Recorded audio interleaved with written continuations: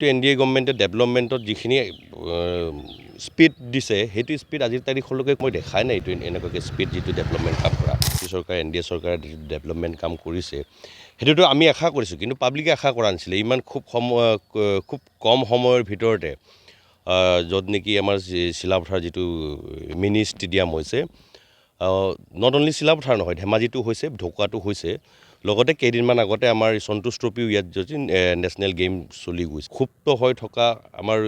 ল'ৰা ছোৱালীৰ কাৰণে যিখিনি সুবিধাখিনি আমি দিছোঁ গভৰ্ণমেণ্টে যিটো সুবিধা দিছে সেইখিনিৰ কাৰণে এতিয়া খুব ল'ৰা ছোৱালী এতিয়া প্ৰেক্টিছ কৰিব আৰম্ভ কৰিছে নিচাযুক্ত এই দ্ৰব্য সেৱন কৰা আজিৰ তাৰিখত আগতকৈ কম হৈছে এতিয়াও আছে নাই বুলি নকওঁ কিন্তু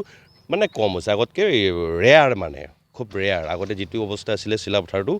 এইটো পৰিৱেশ নাই এই আজিৰ উঠি অহা প্ৰজন্মৰ সৰু সৰু ল'ৰা ছোৱালীৰ কাৰণে ষ্টুডেণ্টৰ কাৰণে এতিয়াতো প্ৰেক্টিছ চলি আছে